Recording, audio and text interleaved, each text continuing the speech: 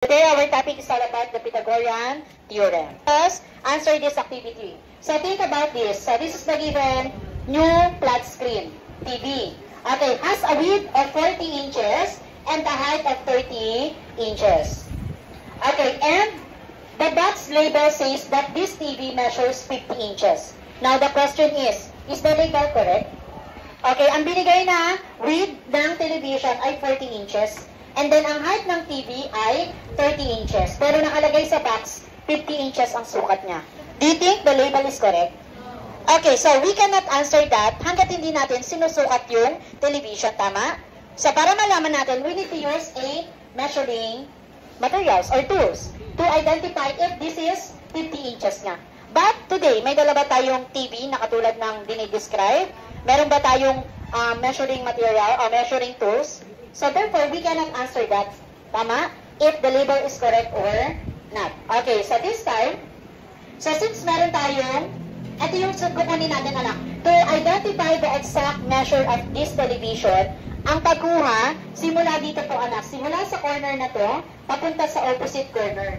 So pag kinuha mo yung sukat na yan, yun po yung exact measurement ng television. So this time, so let us assume, based on the given, okay, ano kayang shape ang ma-form natin kapag ginamitan natin ang diagonal, ng height at ng width? Very good. Okay, meron tayong ma-form na triangle.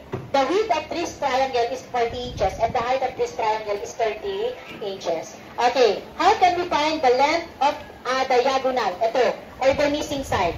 If ang binigay lang ay yung two other sides lang.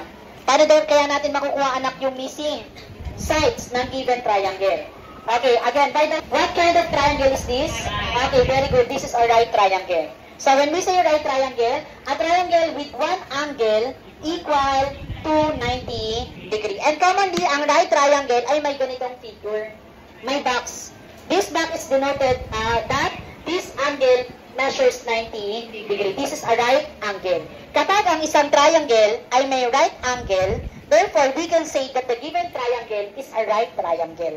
So, meron tayong types of triangle. Meron tayong tinatawag na right triangle, may obtuse triangle, may acute triangle, at meron ding equilateral triangle. Ang equilateral triangle, anak, kung ito yung triangle, we can say that the given triangle is equilateral kapag yung three sides equal yung sukat. Kapag naman equiangular triangle, yung angle naman yung tinutukoy. Three angles are congruent. Kailan magkakaroon ng right triangle? Kapag may isang right angle. Kailan po magkakaroon na obtuse triangle? Di ba ito ang right angle? Kapag obtuse, lalagpas ng 90. At kapag kinonect mo to, magkakaroon tayo ng triangle. Ang tawag na sa triangle na to, obtuse triangle. Kasi yung isang angle dito ay lumagpas ng 90. Oo, ito yung 90. Bumaba. Tapos kinonect to. Meron pa rin tayong triangle. Ano naman tawag doon? Acute naman, kasi ang sukat nitong angle na to ay less than 90. These are the kinds of triangle. How many sides do we have? Three sides. So, let us name the three sides. The first side is what we call the hypotenuse. And when we say hypotenuse, side opposite the right angle. Kung ito yung right angle natin, ano yung katapat niyang side? Okay, very good. Yung pa-diagonal. And this is the hypotenuse. And the hypotenuse is the longest side. Siya yung pinakamahabang side sa tatlo. That is the hypotenuse. Then, ilan na lang yung side na natira? Dalawa. Ang tawag doon ay legs. When we say legs, the two sides forming the right angle. Siya yung bumuo sa right angle. This is the legs. This is the first leg and this is the second leg. So, these are the name of the sides of the given right triangle. We have the hypotenuse, and how many legs do we have? O, ano yung pinagkaiba ng legs sa hypotenuse? Mas mahaba. Kung ano yung mas mahaba, iyon yung ating hypotenuse. Do you understand? This time, let us use this figure to answer yung question kanina kung 50 inches nga daw po yung exact measurement ng television. How to identify?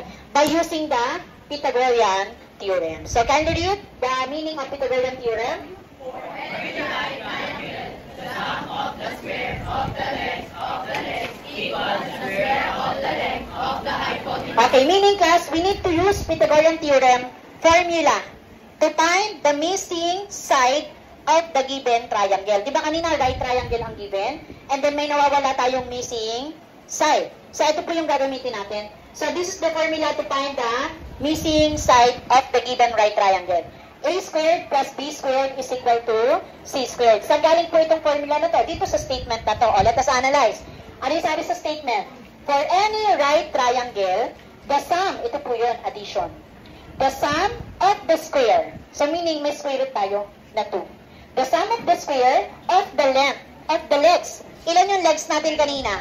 Dalawa. Ito na po yun. Si letter A at si letter B. Equal daw siya saan? Equal to the square of the length of the hypotenuse. Meaning mag-a-assign na tayo ng mga variables. Anong variables? A, B, and C.